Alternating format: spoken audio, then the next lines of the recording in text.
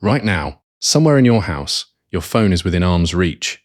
You feel it before you even think about it. That small itch, that pull. You pick it up.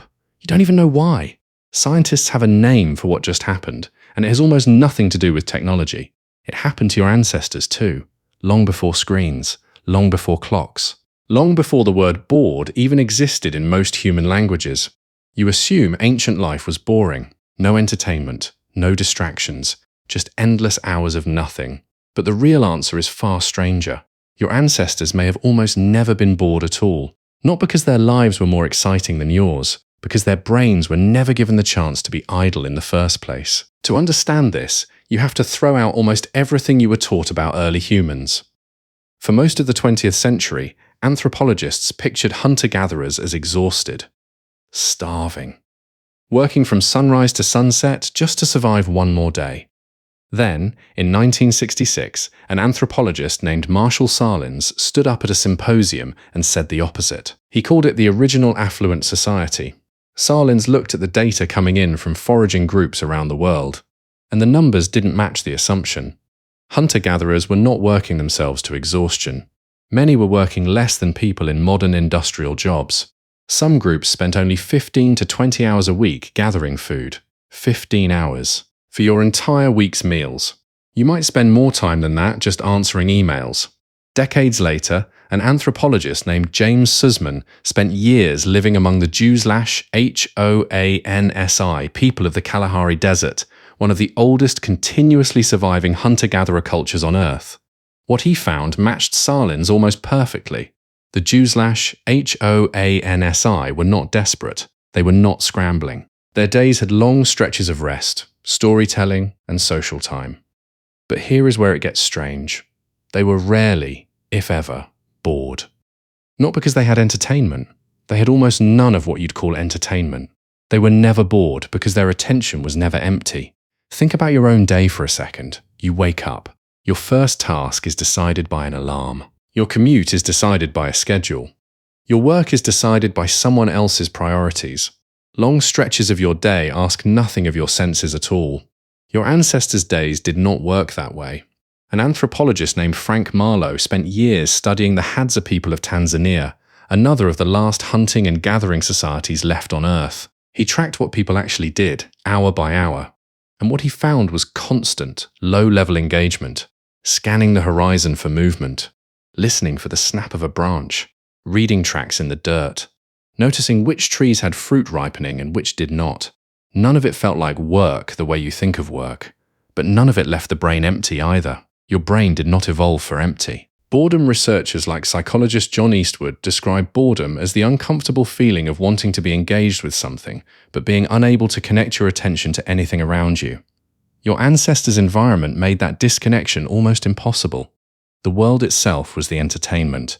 Every sound mattered. Every shadow mattered. A rustle in the grass could mean food. It could also mean a predator. There was no room left over for emptiness. Now here's the twist that changes everything. You still have that same brain today, the exact same one, wired for scanning, wired for noticing, wired to treat a quiet, empty moment as something almost unbearable.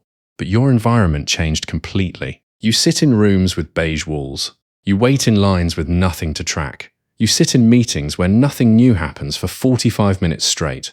Your ancient attention system is still running, still scanning, still waiting for the next signal. And when nothing comes, it doesn't just relax, it searches.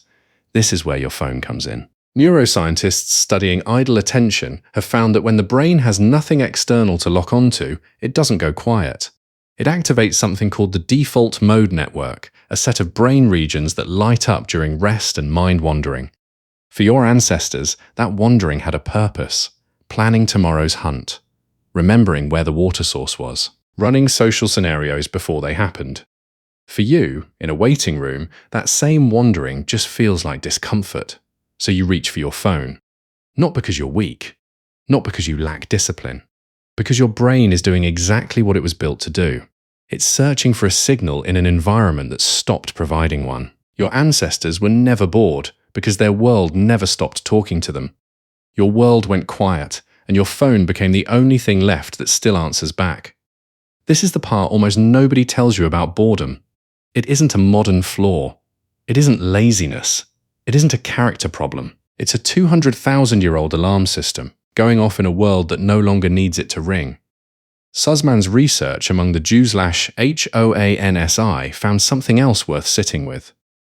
When their environment was disrupted, when traditional foraging became harder to sustain, boredom appeared almost overnight. Along with it came the same restlessness, the same low mood that researchers see in modern populations today. That single detail should stop you for a second. Boredom isn't ancient. The alarm system is ancient. Boredom is what happens when that ancient system finally has nothing left to detect. Which means the modern struggle with boredom isn't really about having too much free time. It's about having too little for your senses to actually do. Sahlins never used a phone. Suzman spent his career watching people who barely use one either. But both of them ended up describing the exact same story you're living through right now. A brain built to track a complicated, unpredictable world, placed inside a life that finally became too smooth, too padded, too quiet for that brain to feel used. So tonight, when you feel that itch, that pull toward your phone in a quiet moment, you'll know exactly what's happening. It isn't a lack of willpower. It's 200,000 years of attention looking for something worth tracking. And for 199,000 of those years, it always found something. Right now, it's just looking at you.